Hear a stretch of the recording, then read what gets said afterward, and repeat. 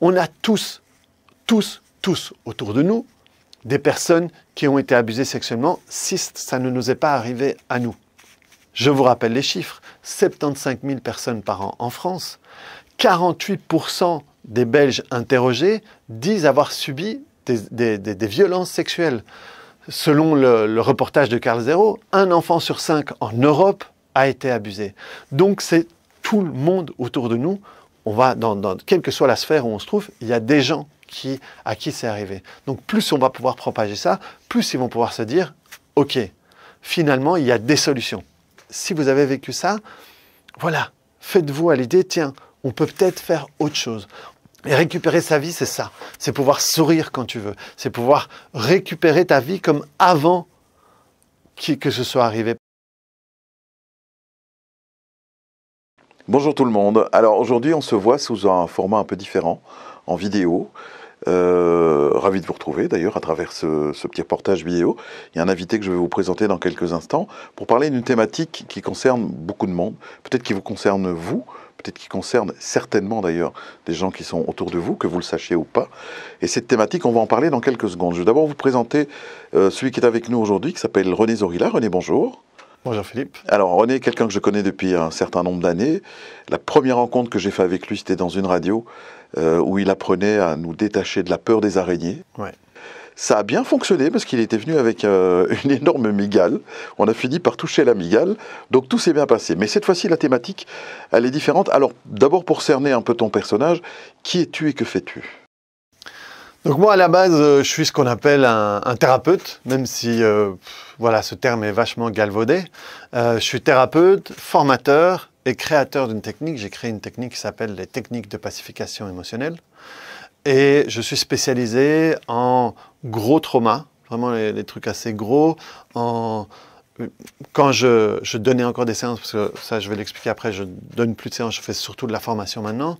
Pour former les thérapeutes, justement. Voilà. Ouais. J'étais spécialisé en douleurs chroniques, en addiction drogue dure. J'ai travaillé à Hawaï dans un centre de désintoxication où on travaillait là vraiment des addictions, cocaïne, méthamphétamine, des trucs, et avec des histoires un peu fortes, quoi. Et donc ça, c'était ma spécialité. Et maintenant, je suis surtout dans la formation, mais j'ai quand même gardé un accompagnement concernant une thématique particulière qu'on va aborder maintenant. Voilà. Alors, cette thématique, elle est douloureuse pour ceux qui l'ont vécue. C'est la thématique des abus sexuels. Ouais. Les chiffres sont assez effrayants et donnent le vertige. Je vois qu'en France, par exemple, 9 personnes sont violées tous les jours, soit 206 viols par jour, pardon. C'est toutes les heures, je pense. C'est toutes les heures, oui, pardon. Et donc 206 viols par jour. Le nombre de viols serait de 75 000 par an, rien qu'en France. Et ce sont des sources officielles, puisque ça vient d'un site qui s'appelle Viol en France. J'imagine que les proportions sont les mêmes en Belgique. Alors, par rapport à l'abus, est-ce que les gens qui viennent te voir, que ce soit toi ou un autre thérapeute, sont conscients de ce qu'ils ont eu, ou c'est des choses qui sont latentes et que tu arrives à mettre en évidence après certaines rencontres? Donc, il va y avoir plusieurs cas. Il va y avoir les personnes qui viennent me voir pour ça, parce qu'elles souffrent de ça. Directement, indirectement, ça veut dire qu'elles peuvent souffrir de ça parce qu'elles le voient et tout ça. Enfin, ça, je vais y revenir tranquillement après. Ou alors, elles viennent pour une thématique connexe et ça nous ramène à l'abus. Ensuite, il va y avoir des personnes qui vont venir me voir en me disant « Écoute, j'ai souvenir de rien, mais... depuis des années, j'ai la sensation que ça m'est arrivé. » Et ça, c'est des cas que tu as vécu. Plein. Oui, d'accord. Et alors, des fois, il y a des gens qui viennent pour un truc rien à voir. Ça m'est arrivé de travailler sur quelqu'un qui avait une migraine, par exemple, qui venait me voir parce que je travaillais sur les douleurs chroniques. Et en travaillant, tout d'un coup, il y a ce que moi j'appelle une bulle de souvenir. Donc un souvenir qui vient de nulle part, comme ça, un peu comme dans une eau pétillante, la bulle qui va d'en dessous et qui monte. Et quand je lui ai demandé, ok, mais d'où part, c'est quoi le début? Parce que dans les douleurs chroniques, il y a un processus. Et elle s'est rendue compte d'un truc auquel elle n'avait jamais pensé, que ça partait d'une odeur. D'accord. Et le bulle de souvenir qui est arrivé, en fait, c'était l'odeur de l'entrejambe de quelqu'un qui l'avait abusé. Et son inconscient avait complètement fait un blackout sur le souvenir. Et la migraine, elle était là, en réalité, un peu de manière figurative, pour maintenir un peu le souvenir. Et tout ce qui va avec. Et donc, voilà.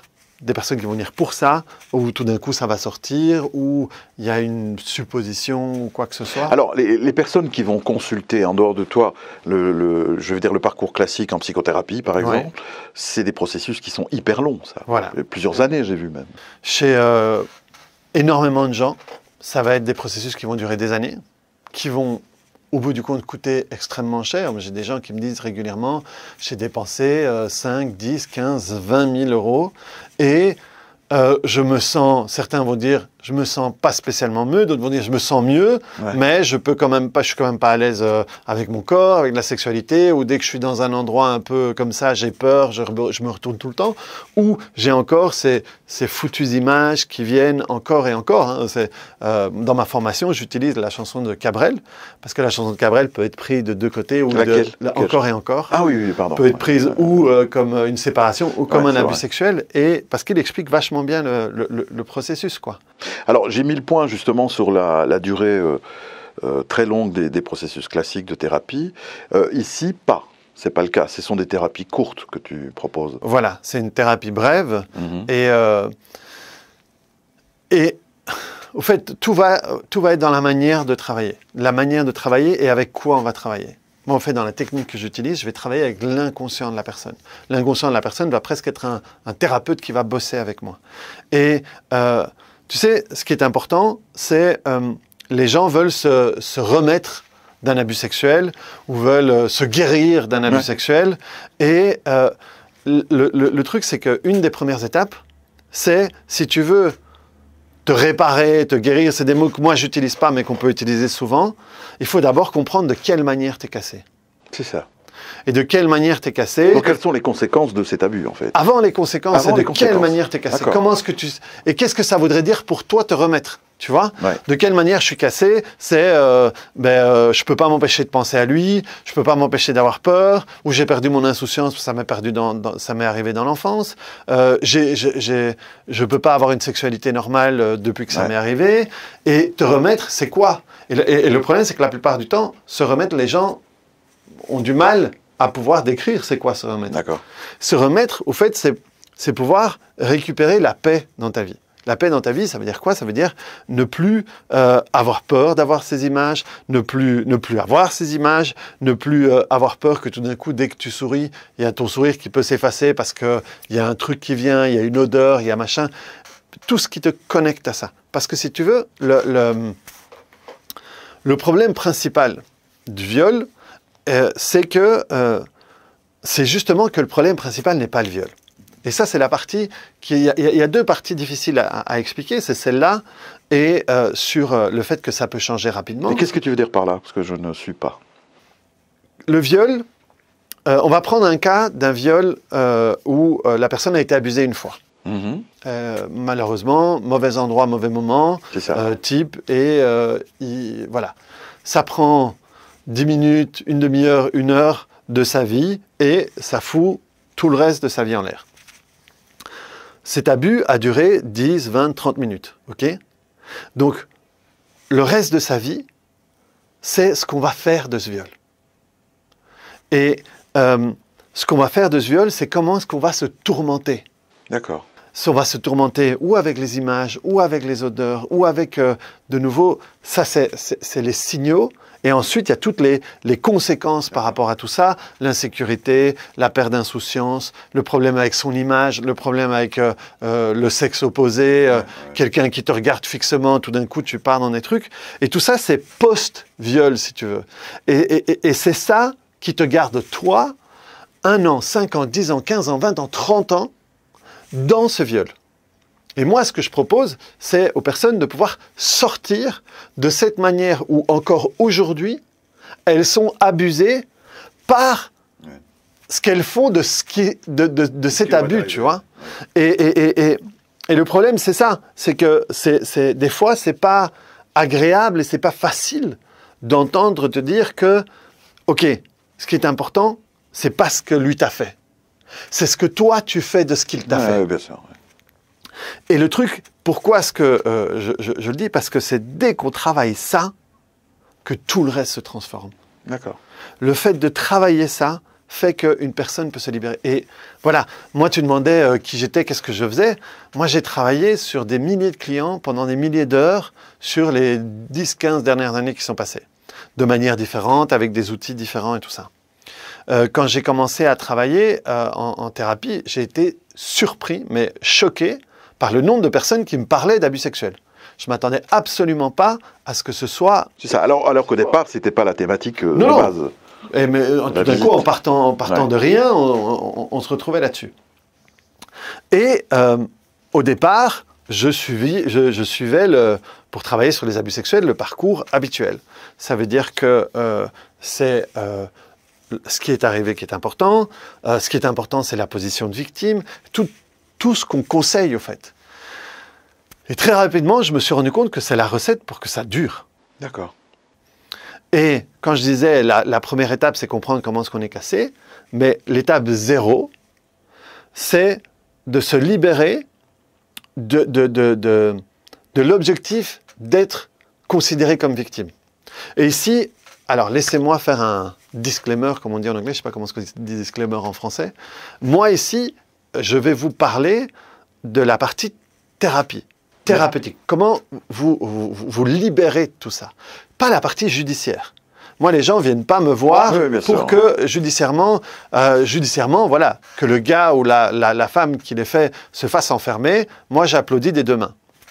Mais je viens chez des gens qui me disent « Ok, je ne m'en sors pas avec ce truc, comment est-ce que je peux m'en sortir ?» D'abord, il faut sortir de la recherche du Graal pour les personnes qui ont été abusées, c'est d'être reconnu comme victime. Parce que le problème, tu ne peux pas être à la fois victime et à la fois te remettre d'un abus. Le fait d'être victime te garde dans être finalement le fruit de l'action de quelqu'un d'autre. Être victime, c'est ça. Tu es le fruit de l'action de quelqu'un d'autre. Et donc là, moi, mon but, c'est aider les gens à récupérer leur puissance, le contrôle de leur vie et leur futur, quoi. Et pour ça, il faut sortir de ce qu'on donne à la personne qui nous a fait la pire des choses qu'on pouvait nous faire à ce moment-là. Et donc, du coup, ce qui est important, c'est travailler sur ce qu'on fait. Ce qui est arrivé, malheureusement, on ne peut pas prendre une machine à voyager le temps et pour que ça n'arrive pas. On ne peut pas faire que ça n'arrive pas. Par contre, on peut faire que ça n'arrive plus dans notre quotidien aujourd'hui. Et ça, c'est en travaillant sur ce qu'on fait de ce que cette personne nous a fait à ce moment-là.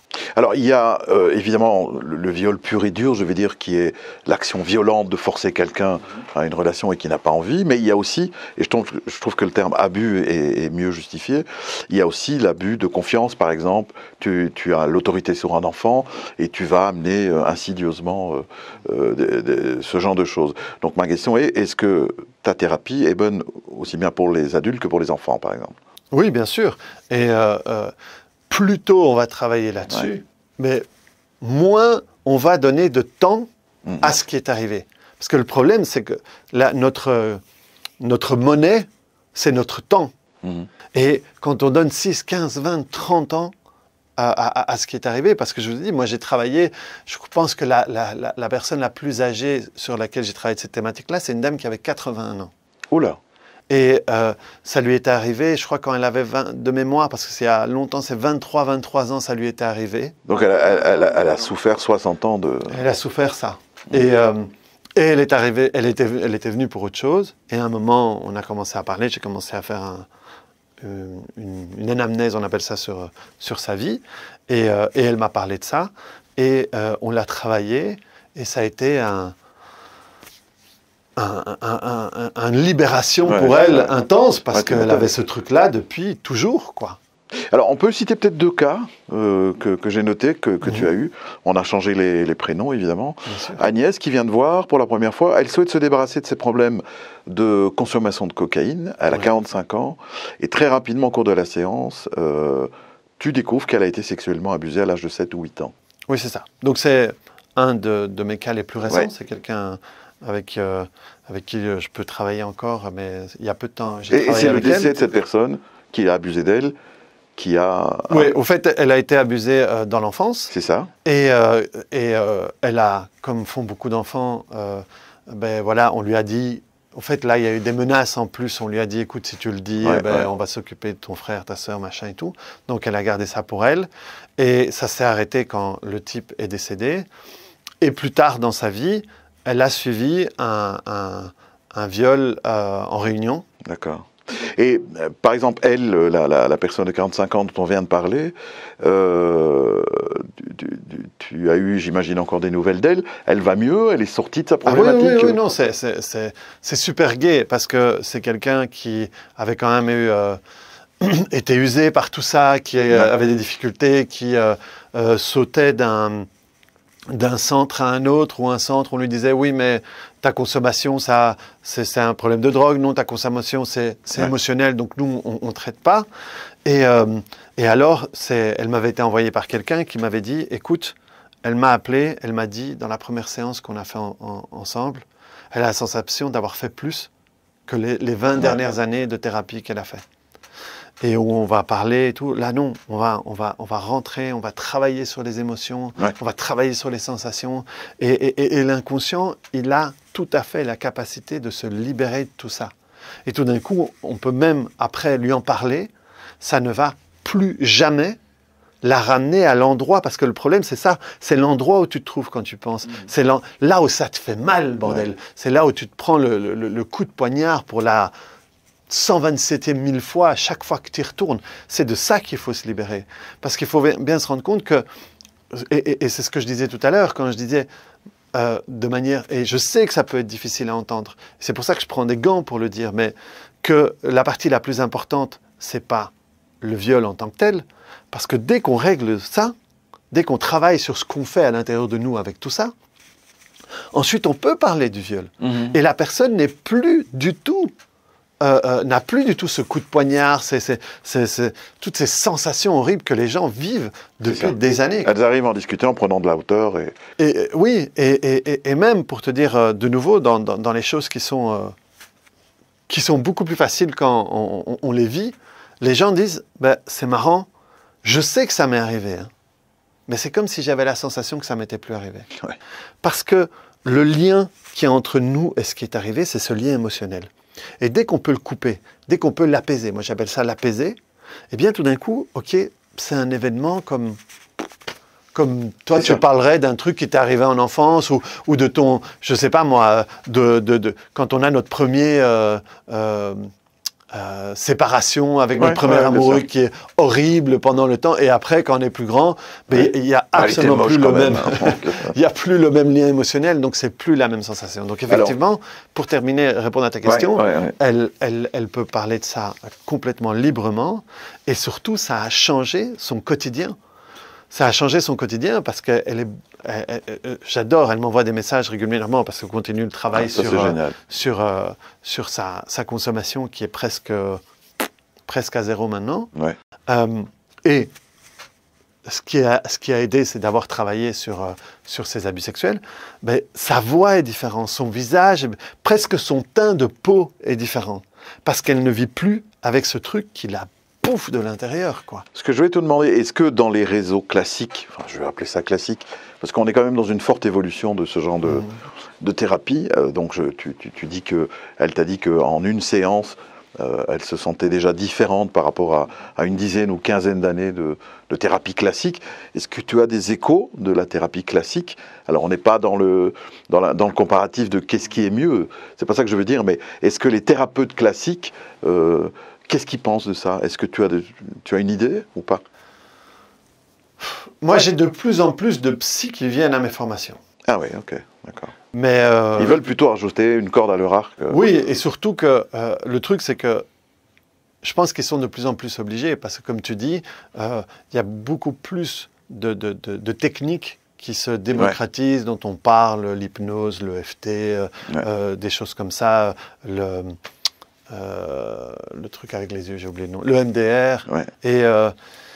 Et le truc, c'est que les thérapies longues par rapport à là sont les thérapies verbales, finalement, où on reparle encore, mais elles durent longtemps.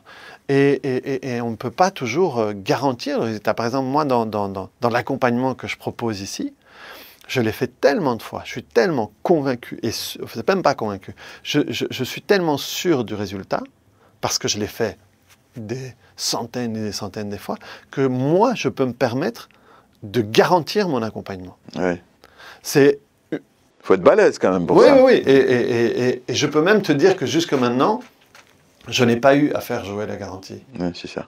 Alors, dans cette thématique, qui est, et là de nouveau, c'est quelque chose qui est difficilement audible, et donc ne prenez pas ça mal, mais quand on sait comment faire, c'est un travail qui peut être rapide et qui, quand on sait comment faire, qui peut être facile à faire, dans le sens où on sait où aller travailler pour que la personne ne se sente plus de cette manière-là. Donc ça veut dire qu'elle vient chercher une technique pour se guérir, je vais dire ça comme ça, mais qu'en plus de ça, en sortant de chez toi, elle a les armes pour continuer chez elle ce genre de thérapie, quoi. Oui, en tout cas, moi, mon but, c'est autonomiser les gens. Donc, j'ai des vidéos, les personnes peuvent, par exemple, la dame de qui on parlait, ben voilà, elle a une petite vidéo, et dès que, ben là, comme l'abus est complètement réglé, elle est sur l'addiction. Dès qu'elle sent un petit truc, elle a une petite vidéo qu'elle met, qu'elle le fait, et si jamais c'est plus grand, à ce moment-là, on en discute. Mais le but, oui, moi, le but, c'est autonomiser les gens et qu'ils se rendent compte que ils peuvent faire beaucoup plus que ce qu'ils ont cru pouvoir faire jusque maintenant. Alors, est-ce qu'on peut, sans spoiler la technique, parce que c'est pas secret non plus, est-ce que tu peux donner une petite tendance de comment ça se passe? Alors, donc, moi je vais recevoir la personne la première fois, et en réalité, moi j'ai besoin de savoir si la personne est prête. Parce que je ne veux pas perdre le temps de la personne, je ne veux pas perdre mon temps, je veux pas qu'elle dépense son argent, je veux que ce soit un investissement parce que toutes ces personnes ont déjà perdu énormément de temps, énormément d'argent, et donc le but, c'est pas... Donc on a un rendez-vous qui est le rendez-vous zéro, où c'est une candidature finalement, où moi je vois où est-ce qu'elle en est et si elle est prête pour ça. Et alors à ce moment-là, je lui pose des questions pour voir comment est-ce qu'elle est... encore dans cet abus-là. Quels sont les détails qui font qu'il la garde dedans? Okay. J'aime pas, malheureusement, souvent on dit de quelle manière elle est cassée. Mais je n'aime pas ce terme-là parce qu'on n'est pas cassé. On est juste en train de tourner par rapport à une mauvaise alimentation émotionnelle, quoi. Et donc, dès que c'est ça, je lui dis, OK, moi ici dans cet accompagnement, je peux t'aider là-dessus, là-dessus, là-dessus, là-dessus et là-dessus. Parce que c'est ou connecté directement avec l'abus, ou alors ça a des ramifications comme un problème avec son corps, problème avec la sexualité, peur dans la rue, quoi que ce soit. Ça, OK, on englobe tout ça. Et alors on se met d'accord en disant on va travailler là-dessus. Et moi, ma garantie est sur le fait qu'à la fin de l'accompagnement, tout ça, tu ne vas plus jamais le vivre différemment. Et ensuite, on va définir les souvenirs qui lui sont arrivés, les souvenirs qui lui sont arrivés et qu'elle s'en souvient, mais ça peut être aussi, c'est ça qui est chouette dans la technique, parce qu'il y a deux choses que très peu de techniques font, c'est que si elle a la sensation qu'il lui est arrivé un truc, mais elle n'a pas de souvenir, en réalité, elle n'a pas, quand les gens disent ça, en fait, ils disent qu'ils n'ont pas d'image. Mais des fois, il peut avoir une odeur, un son, ou quoi que ce soit, parce que malheureusement, pour les enfants, il y a plein de fois où ça arrive la nuit. D'accord. Et alors, où il n'y a pas d'image, ou alors, ils ferment les yeux le temps que ça se passe, malheureusement. Et donc là, il n'y a pas d'image. Et donc, on va travailler différemment avec elle. Et il y a aussi les gens pour qui, et ça aussi, c'est important que vous l'entendiez, parce que c'est possible, il y a des gens, c'est tellement douloureux qu'ils ne peuvent pas le verbaliser. Ouais. Et donc, pour elles, elles ont la sensation que personne ne peut rien pour elles, parce qu'elles ne peuvent pas le verbaliser. C'est pas grave, parce que comme moi, je travaille avec l'inconscient, je peux même travailler si tu es dans un état où tu n'es pas capable de raconter l'histoire.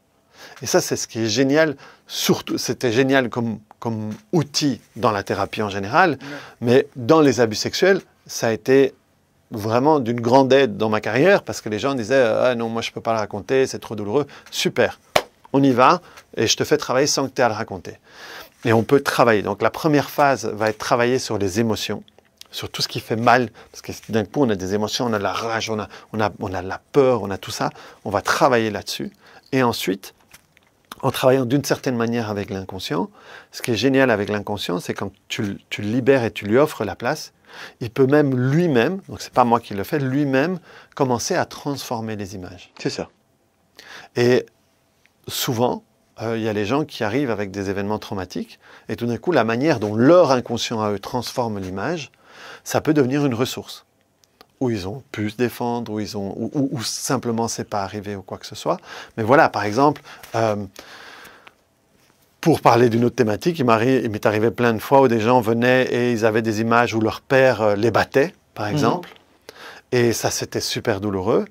Et à la fin du souvenir, ils ont une image où leur père, où ils ont un lien proche avec leur père. Et ça leur permet d'avoir une ressource plutôt qu'un traumatisme, plutôt qu'un poids. Oui. Et donc ça, c'est super important. Et donc ensuite, tout ça va nous permettre de travailler sur les conséquences et les conclusions qu'elles ont tirées sur les relations et tout ça, et qui fait qu'elles ont du mal avec leur corps, elles ont du mal avec le corps de l'autre, elles ont peur du sexe ou quoi que ce soit. Et voilà. Donc en fait, en résumé, être reconnu comme victime n'est pas une guérison, en fait. Non, ça apporte un soulagement judiciaire, on va dire. C'est ça. Mais absolument pas émotionnel. Il y a énormément de personnes qui sont parvenues à être reconnues comme victimes. En plus, c'est la poursuite du Graal. Ouais. Le problème, c'est qu'on estime que 1% des cas sont reconnus comme victimes.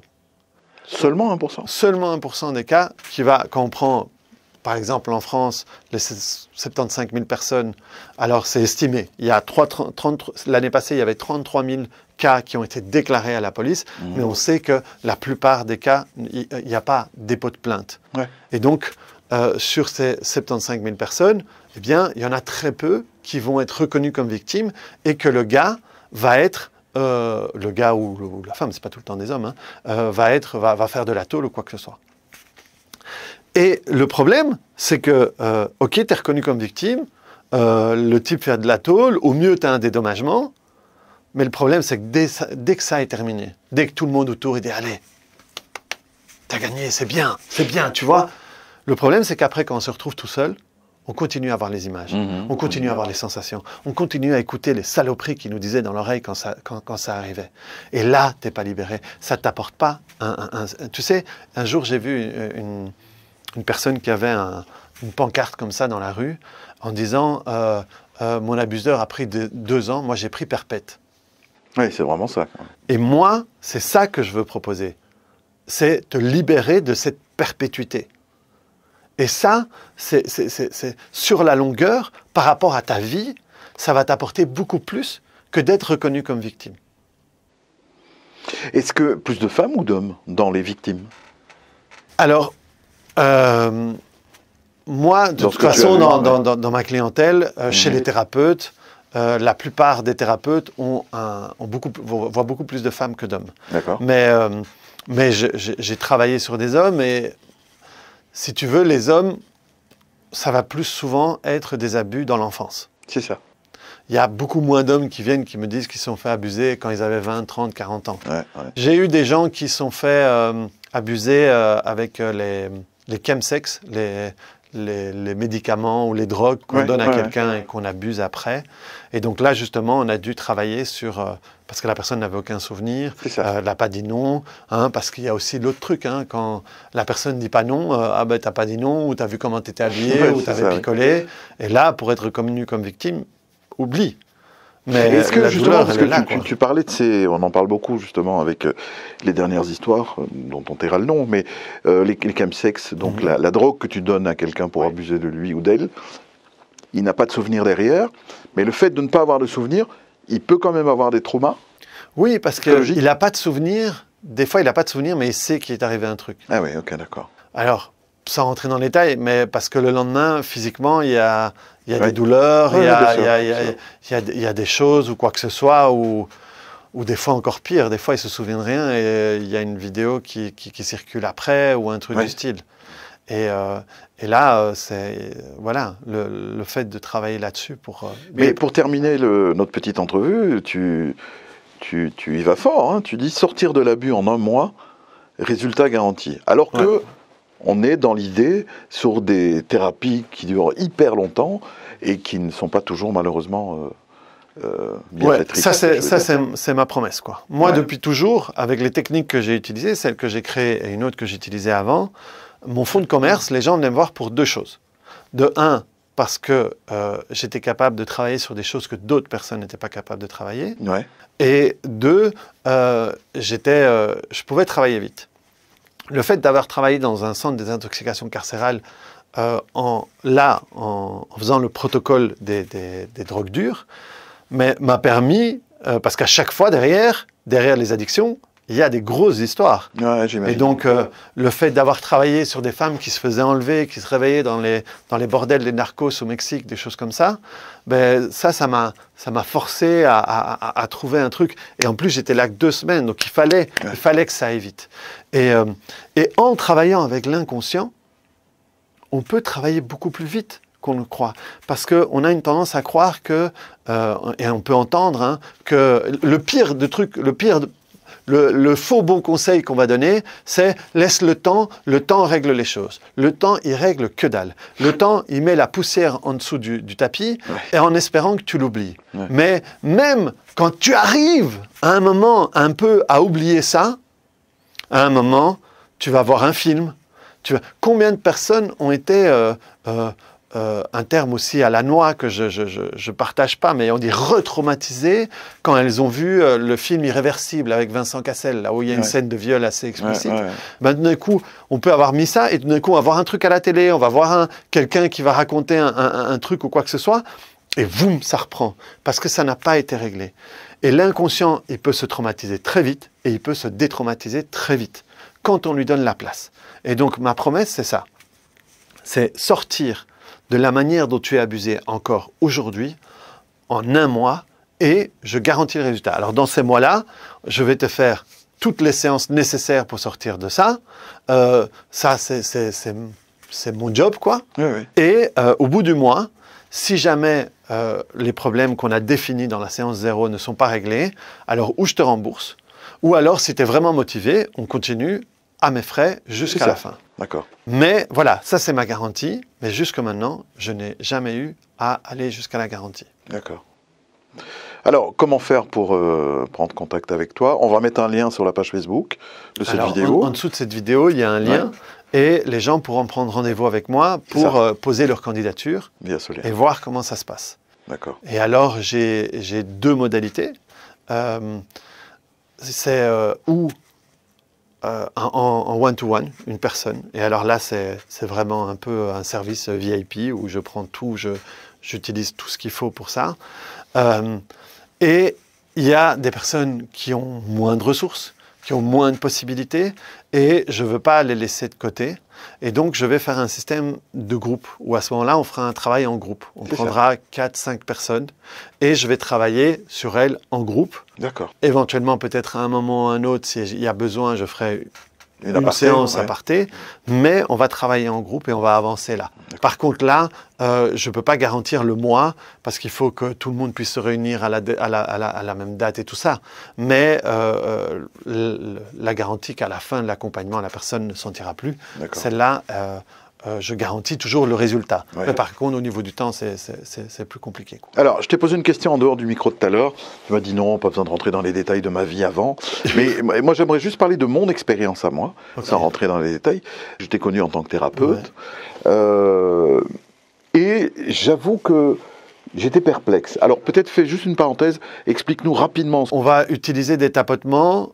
C'est une technique de tapping. Mais ce qui est important, c'est pas le tapping, comme on peut voir dans d'autres techniques, c'est ce qu'on en fait. Et c'est ce qu'on fait, la manière dont on joue à l'intérieur avec la manière dont on voit les choses. On va créer ce qu'on appelle des ruptures de pattern. On va casser l'habitude dans laquelle on a l'habitude de rentrer, parce que le problème, c'est qu'après le premier domino, il y a le deuxième, il y a le troisième, il y a le quatrième. Et quand on peut enlever au départ le 3e domino, le 4e ne tombe pas. Après, jusqu'au premier, et le reste ne tombe pas. Donc le but, on va enrayer un peu la mécanique. Et c'est juste l'intérêt du tapping. Le tapping, il a un très petit intérêt, en fait, dans le TPE. Donc moi, tout ça pour dire que la première fois que je suis venu chez toi pour ça, c'est un peu bizarre parce que voilà, tu dis des phrases positives, tu tapes, etc. Et je me suis dit, tiens, est-ce que ça fonctionne? Et puis quand je me suis retrouvé dans ma voiture 2-3 semaines après, il y a un truc qui me rend dingue, mais qui ne me rend plus dingue, c'était les embouteillages. Comme j'allais à Bruxelles, je pouvais perdre 2 heures dans les emboutes, ça me rendait fou, alors que ça ne sert absolument à rien, parce que c'est une réalité. Et j'ai mis au point, j'ai fait ce que tu m'avais appris, et après la 3e fois, c'est étonnant et bizarre, je ne sais pas expliquer, pouf, c'est parti. Terminé. Je n'avais plus de ça, j'en souris maintenant, j'avais plus de ça dans la voiture, et c'est le pire, c'est que c'est jamais revenu, enfin le mieux, c'est que ce n'est jamais revenu. Je veux dire, je peux être de 3 heures dans les emboutes, et Dieu sait s'il y en a, je n'ai plus cet agacement. Donc là, je me suis dit, il y a quand même un truc, mais je ne vois pas, il n'y a pas de faille en fait. Donc je pense que si vous êtes, si vous vous sentez victime d'abus sexuels, ou si vous avez une vision, que ce soit votre enfant, vos amis, votre entourage, quelqu'un que vous connaissez, qui pourrait vivre ce genre de choses, franchement, il y a tout intérêt à venir te voir. Cliquez sur le lien qui est en dessous sur la page Facebook, je le rappelle. Et à ce moment-là, ce sera pour prendre rendez-vous avec moi. Voilà. Et à ce moment-là... Et si vous voulez voir des choses sur toi un petit peu, pour te situer. Alors moi, mon nom de scène, c'est Zenrila. Ouais. Z-E-N-R-I-2-L-A. Ouais. Et donc il y a mon site zenrila.com. Ouais. Et il y a ma chaîne YouTube où j'ai entre 7 et 800 vidéos. D'accord. Sur, à ce moment-là, toutes les thématiques. Ouais. Dont celle-là? Oui. Moi aussi. Oui.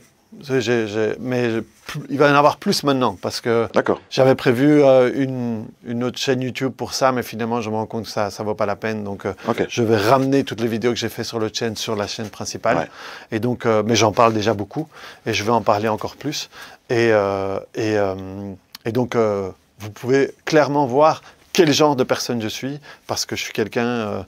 Le but du travail, c'est que ça ne doit pas être un truc chiant, ça ne doit pas être un truc lourd, ça ne doit pas être un truc... voilà, il faut ramener... Plus on va ramener de la légèreté, plus on va pouvoir se libérer facilement. Plus on va apporter de la lourdeur, plus on va ancrer finalement. Ouais. Et par exemple, moi, il y a une jeune femme que j'appelle mon record du monde, parce qu'avec elle, on a fait... on a fait entre 12 et 14 traumatismes en une séance de 2 heures. Et dans ces traumatismes, il y avait 5 abus sexuels. Et à différents moments de sa vie. Et je l'ai revue quelques temps après. Elle m'a dit, tu sais, j'avais enregistré la séance et je l'ai réécoutée l'autre fois pour voir si ça me faisait quelque chose. Et elle me dit, j'avais oublié à quel point on avait ri. Et effectivement... Le fait que ce soit léger, elle, on se connaissait bien, on avait fait des formations ensemble, donc c'était plus facile. Mais le fait de travailler sur quelque chose, en étant un peu plus léger, fait qu'on peut encore plus rapidement se libérer de tout ça. D'accord. Alors, on arrive à la fin de cet entretien, mon cher René. Est-ce qu'il y a encore un message que tu as envie de faire passer à nos auditeurs? Ouais. Alors là, je veux vraiment m'adresser à toi parce que moi, mon but là-dedans, c'est au-delà d'avoir des clients pour mon accompagnement, bien sûr, on ne va pas se raconter d'histoire, mais au-delà de ça, ce qui m'intéresse, c'est pouvoir propager le message. De toute façon, je ne vais pas pouvoir prendre tout le monde. C'est propager le message qu'une autre vie est possible. Ce n'est pas parce que ça t'est arrivé que tu dois rester là-dedans toute ta vie. Et je sais que c'est lourd, je sais que c'est dur. Et je sais que pour certains, ça peut même être énervant, ce genre de vidéo, parce qu'ils pensent que ce n'est pas possible. Le changement peut être beaucoup plus rapide et beaucoup plus facile que ce que tu le crois. Ce n'est pas une fatalité. Tu peux vraiment sortir de là. Et mon but, c'est propager ça. Donc voilà. Propagez-le. Si vous connaissez quelqu'un qui est là-dedans, n'hésitez pas à partager la vidéo, ne fût-ce que pour cette personne puisse avoir, dans un premier temps, l'espoir et après l'élan de pouvoir travailler là-dessus, de pouvoir traiter ça, pouvoir se libérer de tout ça. De nouveau, moi, et honnêtement, voilà, j'ai créé l'accompagnement et le but, c'était pouvoir partager ça. Et depuis, j'ai parlé avec tellement de monde que je sens qu'il y a une mission supplémentaire qui vient se poser là-dessus, c'est propager ce message. Et propager ce message au plus de gens possible, parce que quand on voit les chiffres, on a tous autour de nous, des personnes qui ont été abusées sexuellement, si ça ne nous est pas arrivé à nous. Je vous rappelle les chiffres, 75 000 personnes par an en France, 48% des Belges interrogés disent avoir subi des violences sexuelles. Selon le reportage de Carl Zero, 1 enfant sur 5 en Europe a été abusé. Donc c'est tout le monde autour de nous. On va quelle que soit la sphère où on se trouve, il y a des gens à qui c'est arrivé. Donc plus on va pouvoir propager ça, plus ils vont pouvoir se dire « Ok, finalement, il y a des solutions. » Pas uniquement chez moi, il y en a partout. Il y a plein d'autres thérapeutes qui sont capables de faire ça. Moi, j'ai juste mis un accompagnement clé en main où, finalement, je vous propose un résultat. C'est plus le nombre de séances, c'est je te propose un résultat. Si tu viens avec moi et tu travailles avec moi, ce résultat-là, je te le propose, je te le promets et il est garanti. Donc surtout, passez ça et si vous avez vécu ça, voilà, faites-vous à l'idée, tiens, on peut peut-être faire autre chose. On peut peut-être faire différemment pour que je ressente plus ce que je ressens, pour que je n'entende plus ce que j'entends, je sente plus ce que j'entends et je sois plus aussi handicapé dans ma vie par rapport à ce qui est arrivé. Et récupérer sa vie, c'est ça. C'est pouvoir sourire quand tu veux. C'est pouvoir récupérer ta vie comme avant que ce soit arrivé. Parce que le problème, c'est que quand on est dans la survie, quand on est dans le fait de vivre ce qui nous est arrivé, on ne vit plus notre vie. On ne fait plus honneur, on ne fait plus honneur à nous ou à notre vie. On fait honneur à l'action de quelqu'un d'autre. Et ça, c'est de la folie pure. Donc, travaille là-dessus. Relâche-toi avec tout ça, libère-toi de tout ça et récupère ta vie pour toi et pour tous les gens autour de toi. Monsieur Zenrila, merci d'avoir été là aujourd'hui. Merci à vous d'avoir été là et puis prenez soin de vous et on se retrouve, à mon avis, dans une autre thématique bientôt.